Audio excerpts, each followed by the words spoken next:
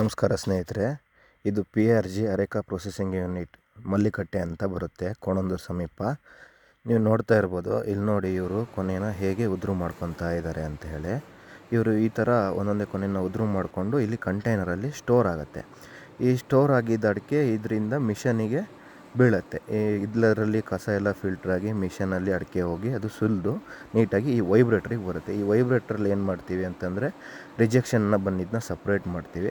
Separate ಮಾಡಿ ಆ ರಿಜೆಕ್ಷನ್ನ ಈ ಥರ ಒಂದು ಬುಟ್ಟಿಲಿ ಇಟ್ಕೊಂಡು, ಮತ್ತು ಅದೇನು ಮೊಕ್ಸೆಲ್ಲ ಇರುತ್ತೆ ಆ ಮೊಕ್ಸನ್ನು ನಾವು ಬಿಡಿಸೋದಕ್ಕೆ ನಾವು ಹಾಕ್ತೀವಿ.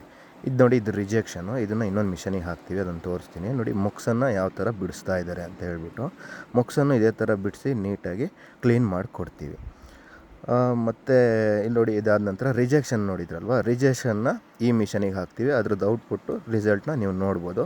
ನೀವು ಹಣ್ಣಡಿಕೆ ಎಲ್ಲ ಸಪ್ರೇಟ್ ತರಬೇಕು ಅಂತೇನಿಲ್ಲ, ಉದುರು ಮಾಡಿನೇ ತರಬೇಕು ಅಂತ ಏನಿಲ್ಲ.